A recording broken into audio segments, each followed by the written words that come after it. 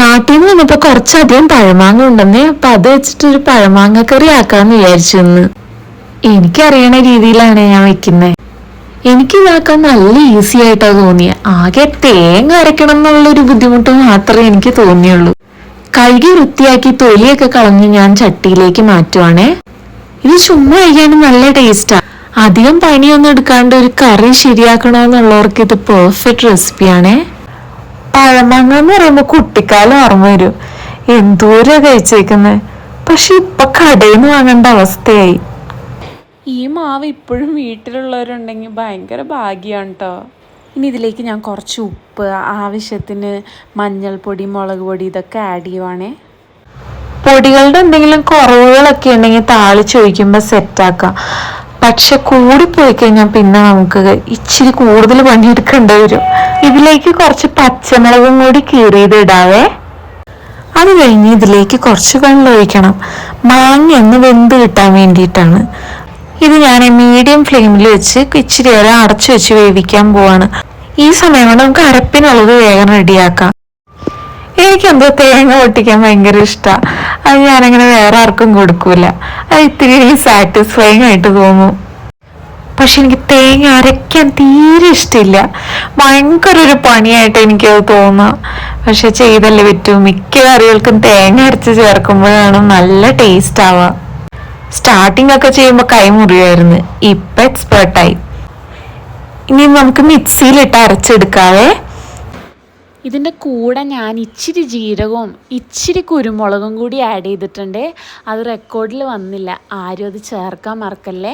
നമുക്ക് ഇടയ്ക്ക് നമ്മൾ വേവിക്കാൻ വെച്ച മാങ്ങയൊന്ന് നോക്കാം. ഞാൻ നോക്കിക്കഴിഞ്ഞപ്പോൾ എനിക്ക് ഇത്തിരി വെള്ളം കുറവ് പോലെ തോന്നി. അപ്പം ഞാൻ ഇച്ചിരി വെള്ളം കൂടി ആഡ് ചെയ്തിട്ട് അത് വീണ്ടും ഒന്ന് അടച്ചു വെച്ചിട്ടുണ്ട്. ആ സമയം കൊണ്ട് ഞാൻ ആ അരപ്പ് നല്ലോണം ഒന്ന് അരച്ചെടുത്തു. നമുക്കിനി അരച്ച് വെച്ചത് അതിലേക്ക് ആഡ് ചെയ്യാം. ഒരു മൺചട്ടിയിൽ ഉണ്ടാക്കണായിരിക്കും ഇത്തിരിയും കൂടെ നല്ലതെന്ന് എനിക്ക് തോന്നണേ. എൻ്റെ ഉണ്ടായിരുന്ന മൺചട്ടി ഇത്തിരി കുഞ്ഞായിരുന്നു. അതാ ഞാൻ പിന്നെ നോൺ സ്റ്റിക്കിലാക്കിയത്. എല്ലാം നമുക്ക് നല്ലോണം ഒന്ന് ഇളക്കി യോജിപ്പിക്കാം.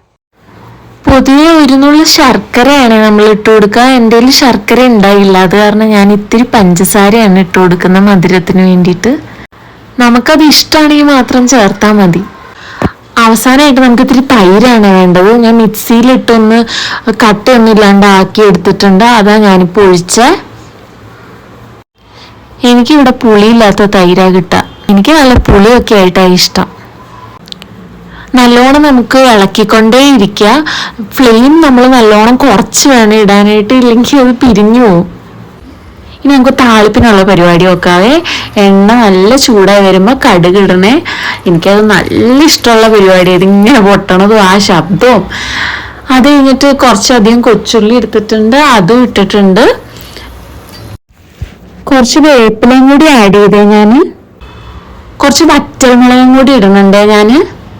എനിക്ക് കുറച്ച് കളറ് കുറവ് പോലെ ഇച്ചിരി എരിവും കൂടി ആവാമെന്ന് തോന്നി. അത് കാരണം ഞാൻ ഇച്ചിരി മഞ്ഞൾപ്പൊടിയും കുറച്ച് മുളക് പൊടിയും കൂടി ഇതിൽ ആഡ് ചെയ്യണുണ്ട്. നല്ലോണം മൂത്ത് കഴിയുമ്പോൾ നമുക്കത് കറിയിലേക്ക് ഒഴിക്കാവേ. പണ്ട് എനിക്ക് താളിച്ചൊഴിക്കണത് തീരെ ഇഷ്ടമില്ലായിരുന്നു. ഇത് ഒഴിക്കണേക്കാൾ മുന്നേ എനിക്ക് ഇത്തിരി കറി എടുത്ത് മാറ്റി വയ്ക്കണമെന്ന് ഞാൻ അമ്മേനോട് പറയായിരുന്നു. എന്ത് മണ്ടിയായിരുന്നു ഞാനെന്ന് ഇപ്പോഴാണ് ചിന്തിക്കുന്നത്.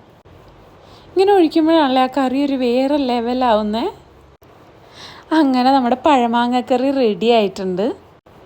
നല്ല ടേസ്റ്റും ഉണ്ടായിരുന്നു. കാണാൻ നല്ല രസമില്ലേ. എല്ലാവർക്കും ഇഷ്ടപ്പെട്ട് കഴിഞ്ഞാൽ ഒന്ന് സപ്പോർട്ട് ചെയ്യണേ. Thank you.